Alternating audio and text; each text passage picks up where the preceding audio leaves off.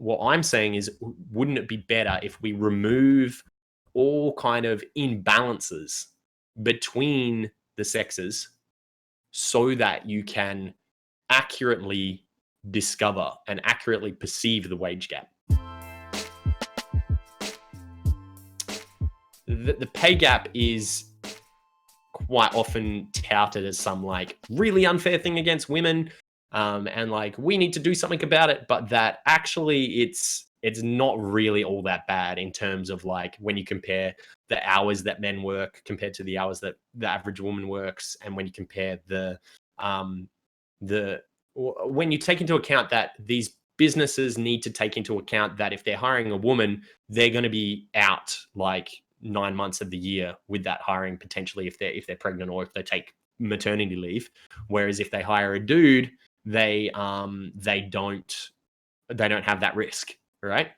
And I wanted to discuss something which I don't think we actually discussed on the podcast, is that like a way to get rid of that perceived wage gap is to start advocating and bring the balance back in terms of men's and women's rights in the workplace.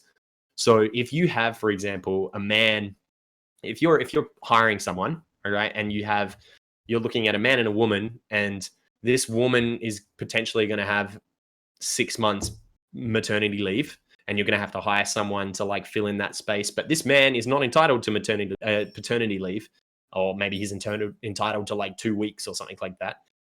Then obviously you're going to like potentially be skewed in hiring the man.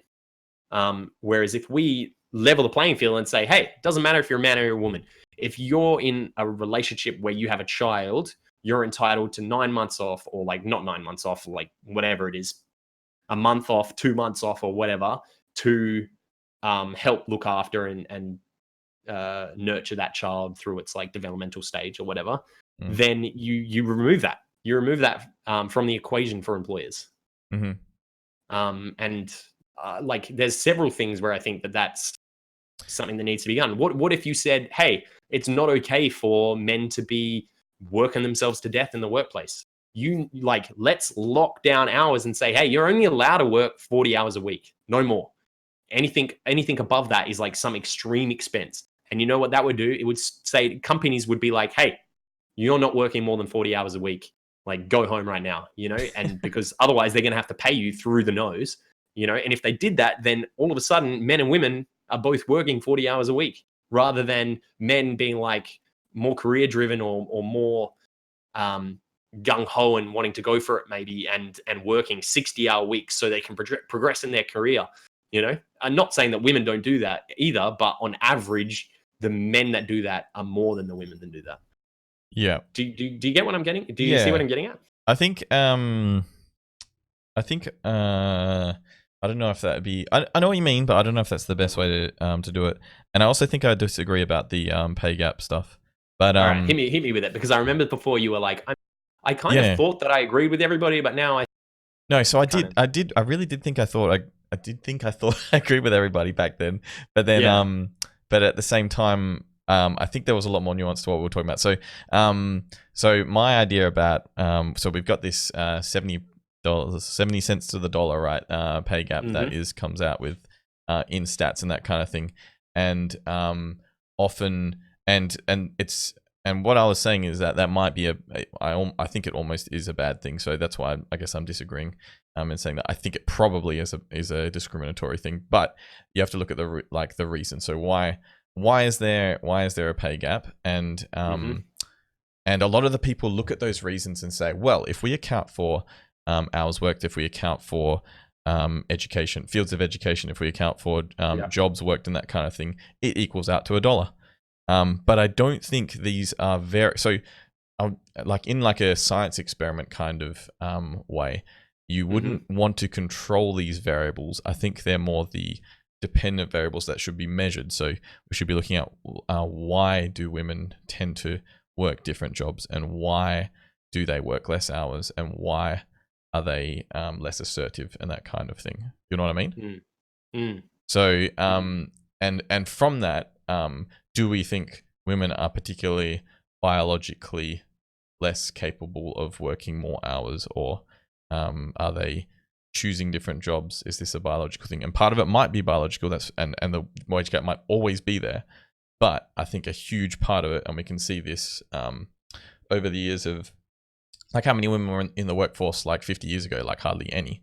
So we can see as we've introduced more media surrounding women going into different jobs and marketing women into different, like larger representation of women in different areas, they've flocked to these jobs and it's become more and more increased. So I feel like there's quite a large amount of social pressures that go into education, what people choose to be educated in, what jobs they choose, and that kind of thing. Do you know what I mean?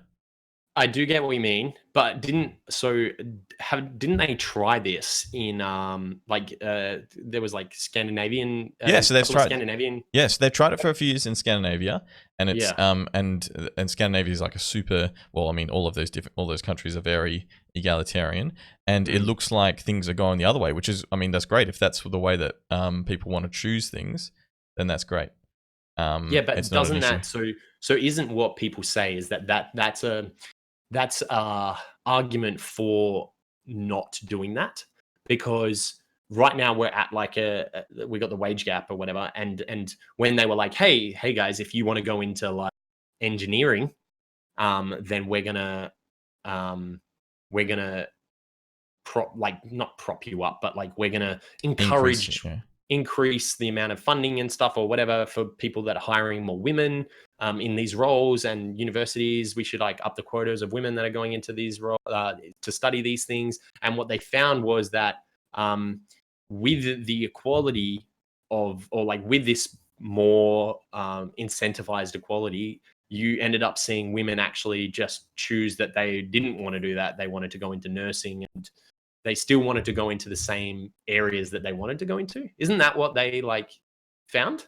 Possibly. It seems like there is definitely biological propensities for certain types of jobs, but when you look at it on a biological scale, it doesn't look like it's 90-10 or like in terms of percentage or anything. It's pretty like men and women are more similar than they are different, and things work out like that. They all work out in the wash to be like relatively similar.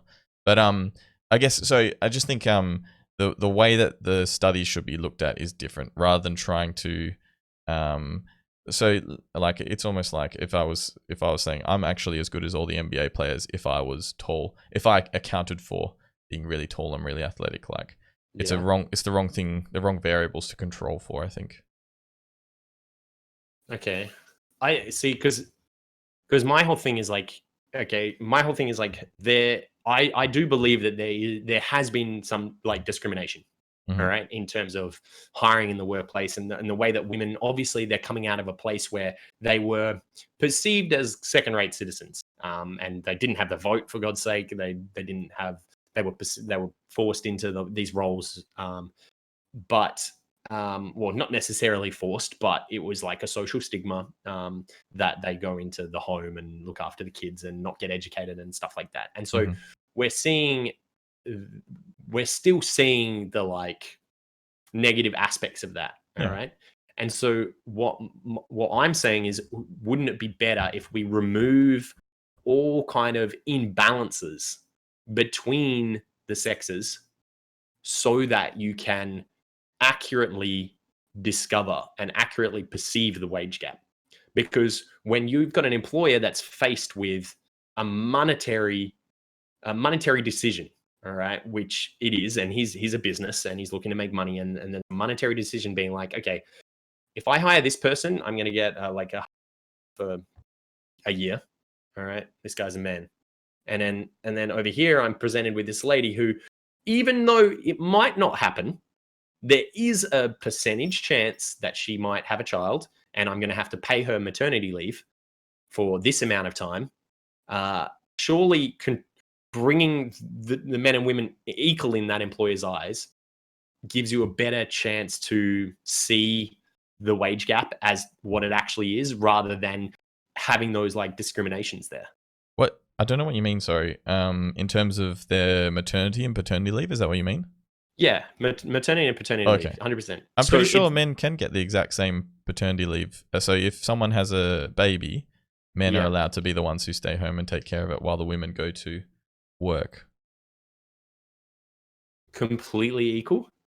I'm relatively sure in Australia, it's like if you want to be a man and stay home and look after the kids, you can get the same grant. Obviously, for the first little bit, it's not possible, I guess. So, I don't think that's. I'm fairly certain that's not right. okay. Well, I mean, I was talking to Yeah. like a men's rights dude who was like, "Yeah, no, men get the same can do that if they want." Interesting. I would need to look that up. Yeah. Well, Slow's saying not Yeah. paid paternity leave. Nope. Yeah. Well, that's true. So there should definitely be a push for that. I agree. Definitely. Yeah, but like, so that's my thing is like, okay, so you obviously have things where even though I agree that it shouldn't be happening, Mm. there shouldn't be an employer there that's discriminating. Mm. He is incentivized in some way to discriminate. Yeah. Right. So Yeah, definitely. If that's not a thing. Why not? If we have these incentivized discrimination things here, why not remove them from the equation completely? I mean, it already is illegal to discriminate, but they still probably do. Yeah, but it's illegal to discriminate. However, you can't prove discrimination. Yeah, it's true. It's very hard to prove discrimination Yeah. if that they don't make it very apparent, right? Yeah. So they've gone one step through legislation and said it's illegal to discriminate, but the social pressures are still there, or the monetary pressure. The monetary pressure, exactly. You know, so if they that's my point of view, and your point of view very valid as well. That like, hey, I think that there's something to be said for giving these women more opportunities and seeing how that plays out in different fields that are male dominated and stuff like that. Yeah. But I agree. Like, definitely should be exactly the same paternity leave. Do you think that there would be some social pressures though around if women had a baby, went straight back to the workplace, and a man stayed behind to look after the baby? I can think of plenty just within my family where that would be seen as unacceptable and like not a good family thing you should do, you know?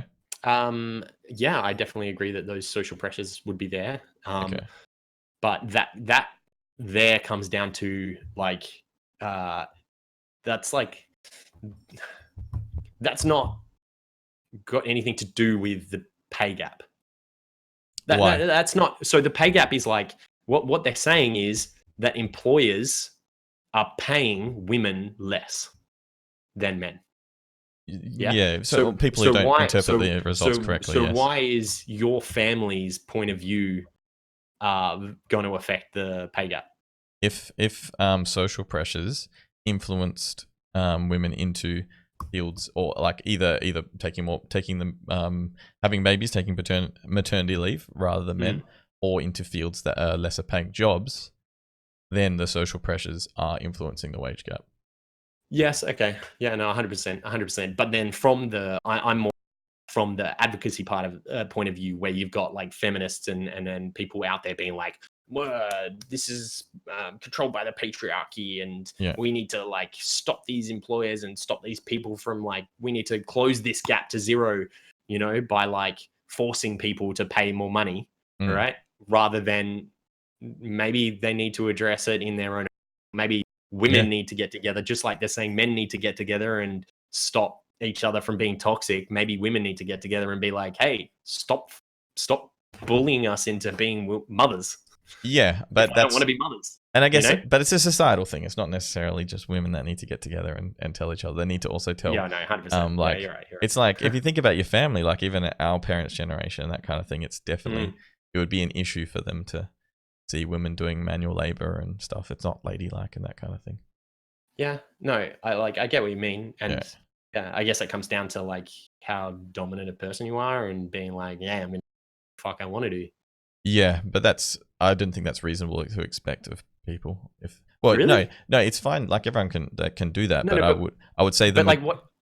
The vast majority of people aren't going to do that, so that's what creates things like a wage gap. Yeah, but so what you're saying there is we should be finding a way to get women more equal pay, but we don't expect them to. But we don't expect them to do it by doing what they want to do. We're gonna like find a different way to to equalize this money, rather than just being like, hey man, you can do this, just go and do it. No, that's great, but doing what you want to do is far more nuanced than just everyone doing what they want to do because of social pressures. Yes. Yeah. But I don't think that there's a way for like government to legislate to fix that. I think that No, it's more a cultural thing and a societal thing and a media thing and a marketing thing. It's not necessarily a legislating thing. Yeah, exactly. Yep. And I don't like the idea of being like, hey, we're gonna, if that's like a main cause of the pay gap, Yeah. then I don't think it's we shouldn't be discussing it in terms of like, oh, like, well, let's incentivize government regulated incentives. Definitely not government regulated incentives. But well, I mean, that's what happened in the Scandinavian countries. You know, like in the universities and stuff, they were like, "Hey, we need to get more women into these fields, so we're going to up the quotas of women." Therefore, because the quotas of women were more up, men missed out. I don't know if that was what happened. I'm pretty sure because weren't you saying that it went the other way, and that's why way less women studied in these fields? Yes, I'm not saying that men missed out.